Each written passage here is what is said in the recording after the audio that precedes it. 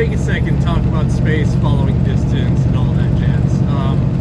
It's actually a little bit of a complex topic, so it's going to be a slightly longer video than we're probably used to, right? So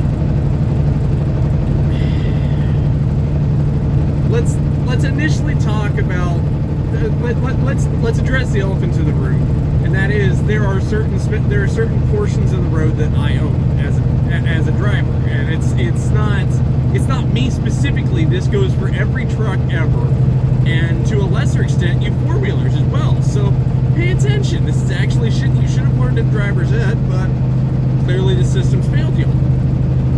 So let's start with space in front. There is a cushion. Yes, it's about a football field's worth that I'm leaving between me and the next vehicle. That is my stopping distance. I own it. If you have an incursion and you trespass on my following cushion, then slam on your brakes and I fry you, that is you paying the piper for your dumbass fucking mistake. I'm not sorry for phrasing it like that. And you're probably sitting there like, Lavender, what the fuck?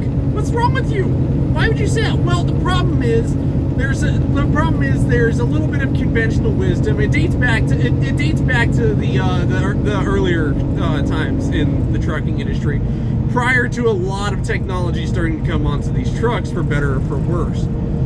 The big one being ABS, or anti-lock braking systems. So what would happen is we have this conventional wisdom says an empty truck takes longer to stop. So there actually is a sweet spot here. And it's probably about 20,000 pounds in the box, or the actual net weight of the load. So your gross weight at that point is your gross weight at that point is 50,000 pounds. And the reason is, this is why we have to talk about history a little bit. The reason is, this was a common thing that would happen. If you don't have weight in that box, there's nothing pressing those tires into the ground, so you don't have traction on your back end. And what would end up happening is, if you had to stop really quickly, you'd slam your service brakes and lock the suckers up. And your trailer would start skidding out from behind you. We call that it's a braking action. It's a braking skid, right? But that results in what we call a jackknife, where your truck and trailer are not straight with one another anymore, and all of a sudden you're at a really acute angle that the truck's not designed to be at. Thankfully, these things have gone away a little bit, but the problem still persists, and this is because the technology that was invented to counteract this problem actually works against us now. So if you have nothing in that box, it's just a truckload of sailboat fuel. You weigh exactly 30-something thousand pounds that the truck and trailer come out to with no freight. Well, now you start stopping. Your trailer brakes start to lock up.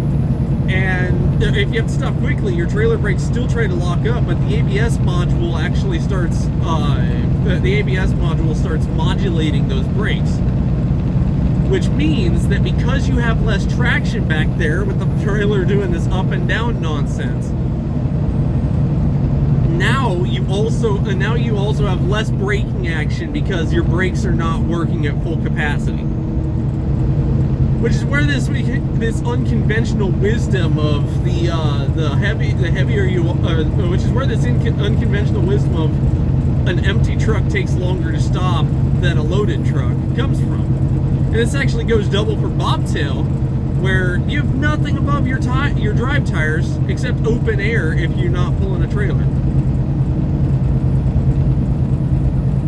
And I can see the gears turning in your head on that one, and it sounds fucking dumb, but it's true. So we have this unconventional bit of wisdom where it takes the truck longer to stop when we're empty, but the conventional wisdom of the heavier you are, the longer it takes to stop also applies. Now for your four-wheelers, this is the version you know, because you have your hydraulic brakes, right? You step on the brake pedal, it immediately goes to work, and the heavier you are, the more weight you have, the more momentum you have, the harder it is to arrest that and stop. In these trucks with these air brakes, it takes even longer. And it's... this is where the aspect of anyway, I'm all out of order, but we have a way to counteract this. That's why we leave a space cushion in front of us, and it's usually 3 to 5 seconds of travel distance between us and the vehicle in front, which at highway speed comes out to about basically a football field, or 3 to 500 feet, or anyway, that's why there's this giant pocket between us and the vehicle in front of us. All y'all four-wheelers seem to interpret as free real estate. It's really not. If you trespass on that pocket and then slam your brakes, it's not our fault if you get smashed. And actually, that's exactly why in states like Washington and Oregon and a couple others that I can't remember, there is a law you can get pulled over and ticketed if you merge in front of us too close. It's because it's not for our fucking convenience, it's for your safety. Now, shifting to other spaces that we own, we actually own the spaces to our sides. You can pass through that rent-free, and that's obviously that's what is this guy doing? Hang on a second. Speaking of space pockets, I actually need to move over, and I have a four-wheeler hanging out next to my fucking drives.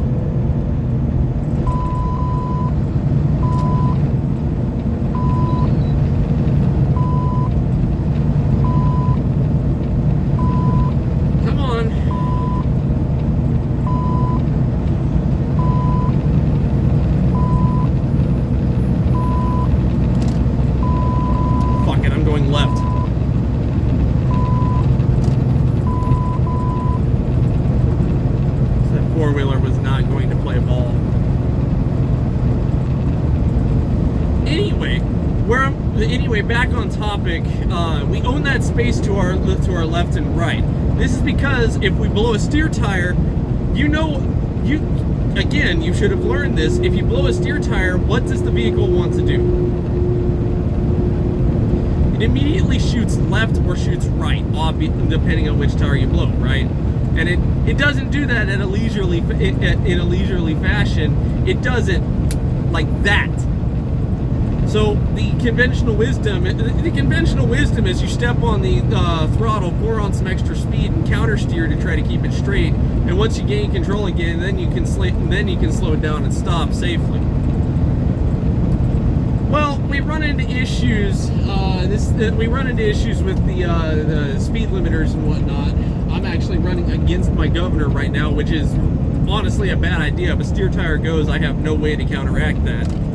But that's why we own the space to our left and right, and again, it's for your safety. And you actually own the space immediately to your left and right as well. It's, again, for our safety. This is going to be a recurring theme in this little mini rant of a video. Safety, safety, safety, because it's all about living the drive another day. So, you can pass through that without paying a toll, but I expect you to actually pass through it. Don't be hanging out in my shadow, because if I blow a steer while you're hanging out there, then I'm gonna end up collecting you. I'm sorry, but I'm not really sorry. That's kind of on you. Now, here's the really dumb thing. To a lesser extent, we actually also own space to the rear. I don't have a good explanation for that. We just do. And it's partially for intel reasons. So if we have to slam on the brakes, we know we're not going to destroy someone because they're not going to be able to stop in time. But Otherwise, that goes more into you should have left a better space pocket. So at the end of the day, what I'm getting at with this really long roundabout fucking video is I own the space in front of me. That's not free real estate. Stay the fuck out of it.